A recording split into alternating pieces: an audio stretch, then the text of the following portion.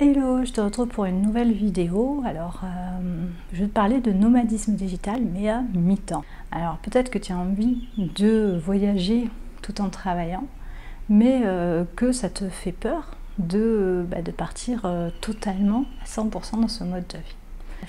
Il y a plusieurs façons, en fait, d'être nomade digital, qu'en fait, on l'adapte à ce qu'on a envie, à ses besoins, à ses envies découvertes, qu'il est possible par exemple de ne voyager que 2 ou 4 mois ou 6 mois dans l'année, d'avoir un logement fixe dans ton pays d'origine, que si tu as peur de tout quitter et de vraiment de tout vendre, de te débarrasser de toutes tes affaires, si ça te fait un peu peur, ça peut peut-être te servir en fait de transition vers le nomadisme digital.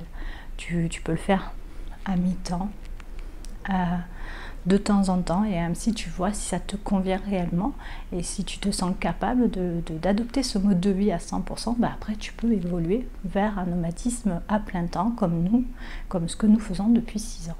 Donc en fait, la seule chose qui compte, c'est d'être suffisamment informé des difficultés que tu peux rencontrer, comment faire dans certaines situations, que ce soit sur le plan administratif, sur la santé, sur l'éducation des enfants, si tu as une famille, la scolarité.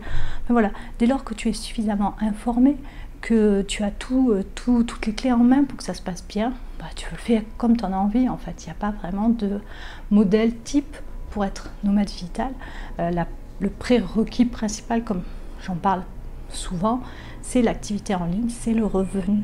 Dès lors que tu as un revenu qui te rapporte suffisamment d'argent pour vivre toi et ta famille, si tu es en famille, après tu fais comme tu veux. Je veux dire, si tu veux rester 6 mois en France et voyager 6 autres mois, tu le fais. Si tu veux voyager toute l'année, tu le fais. Dès lors que tu as les revenus suffisants pour vivre un peu partout dans le monde, tu t'en prives pas.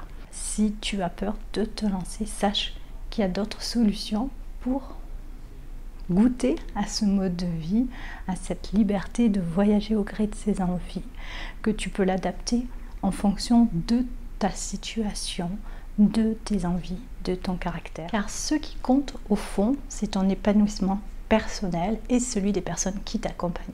Donc tu fais comme tu le sens. Si tu as peur de te lancer à plein temps dans ce mode de vie, tu peux le faire à mi-temps, tu peux le tester, tu peux choisir de vivre comme ça, quelques mois seulement dans l'année, et voilà, ce qui compte c'est ça, c'est que tu sois heureux, que tu apprécies ce mode de vie et que tu en tires un maximum de bénéfices.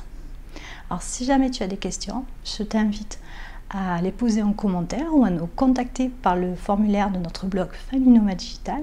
D'ailleurs sur notre blog, tu trouveras beaucoup de réponses pour t'aider dans ce mode de vie, et si tu as besoin d'accompagnement, de te former, pareil, tu auras accès à de nombreux programmes qui peuvent t'aider à avoir soit un revenu pour te permettre de travailler à distance et de voyager, soit de pouvoir mettre en place ce mode de vie de nomade digital et te donner les actions à mettre en place pour le devenir et surtout pour le rester. Comme je l'ai annoncé dans une précédente vidéo, donc ça ne sera plus une vidéo par jour, mais une vidéo par semaine. Et donc on va se retrouver le vendredi chaque semaine dans une nouvelle vidéo. Alors je te laisse et je te dis à très bientôt. Bye bye!